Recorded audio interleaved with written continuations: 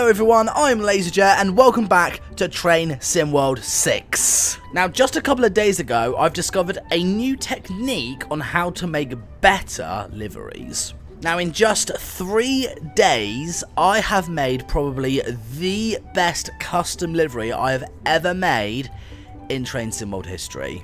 And it's this! My custom made LaZeR green 4472 Flying Scotsman. Now the first thing you've noticed is the shade of green. Now I think it's taken me about 3.5 hours just deciding on what kind of green I'm going to be using. So I just went with my gut and chose this colour, and to be honest I'm glad I did, because like this green in my opinion is pretty much spot on. Now there is one thing I'm disappointed at, is of course the smoke box door. I can't actually change the colour of the hinges, and I can't remove the British Railway number plaque that's on the front. That unfortunately is like, you know, to do with 3D modelling. I can't do 3D modelling, so unfortunately I can't change the colour of the hinges on the smoke box door, and I can't get rid of the number plaque thing. So that unfortunately is just going to have to stay as it is. So a little bit disappointed, but I guess I'm just going to have to live with that, aren't I? Now, the buffer plate, which I'm, you know, really pleased about how much detail I've put into this.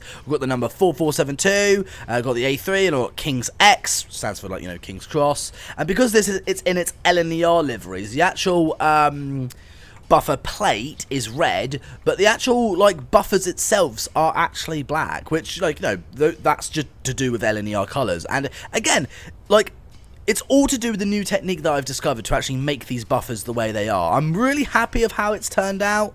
I know they're just, you know, buffers, but, like, you know, I wanted to make sure I get every detail pretty much spot on. Now, the next thing I'm genuinely pleased of is the red pin striping. This took me hours to do.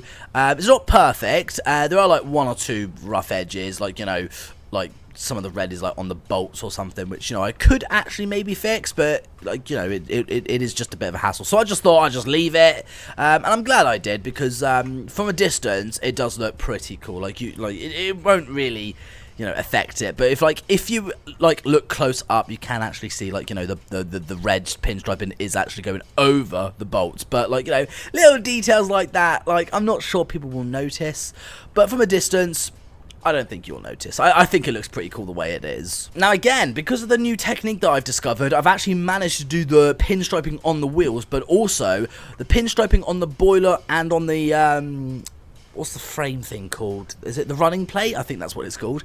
The running plate pinstriping does not affect the wheels, and the pinstriping on the wheels, sorry, don't affect the boiler. So, the new technique I discovered has helped me get the pinstriping on the wheel spot on, and, like, you know, it looks phenomenal. And obviously the pinstriping on the boilers, well, on the boiler, sorry, he's only got one boiler, Oliver.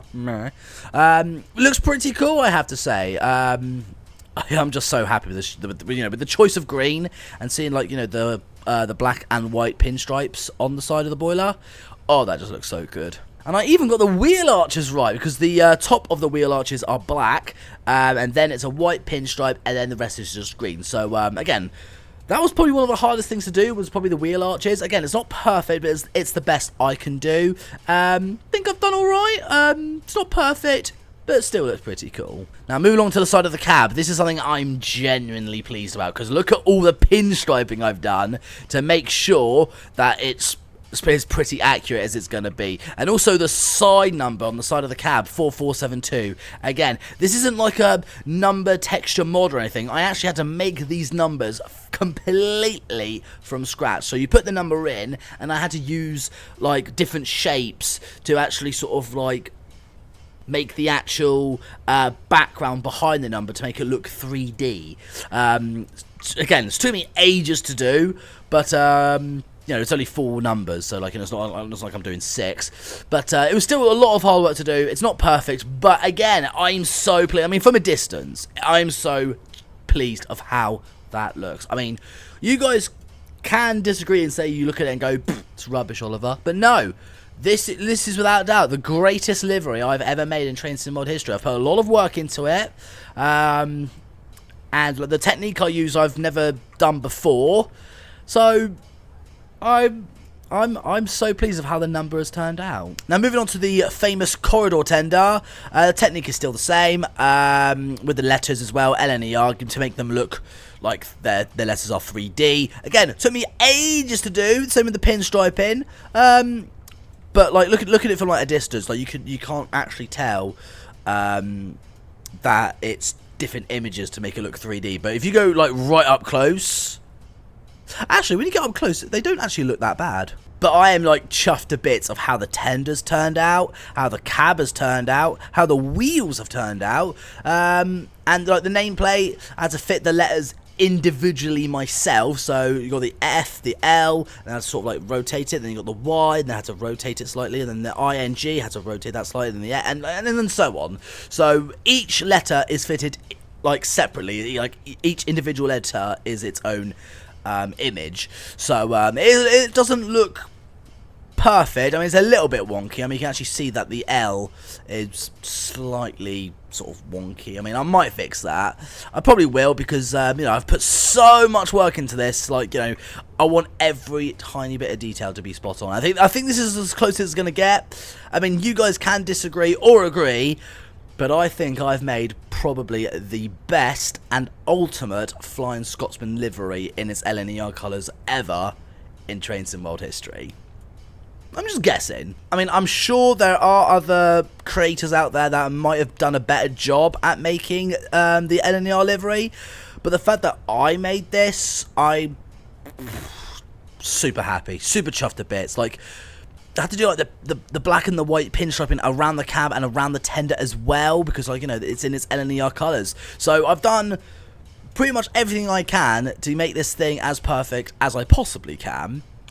But I'm literally chuffed to bits. But I think what we should do is give it a test drive. So let's hop on the cab, close the little door, sit in the little bucket seat. Put you in forward, brakes off, small injector on. We don't need a large injector, we're not going to be pulling anything, are we? Small dampers, no, rear dampers, sorry, and front dampers. And then we'll set a path. We won't go very far, we'll probably just go like, I don't know, like maybe here. Set location. Yeah, perfect. Got the all green signals, to the whistle. Not the best sounding whistle, but, like, you know, I'll allow it. Let's get going, Scotsman. Again, I'm really disappointed the fact that I can't actually do anything with the hinges or getting rid of the front number plaque thing. I mean, if I can change the colour of the hinges and get rid of the BR number, then I think this thing would be pretty much perfect. So from the front, doesn't look right. I mean, it looks a bit off. But when you look at it from the side, or even like from the back or something, if I get like a good angle, sorry. Yeah, I think from this angle, oh yeah.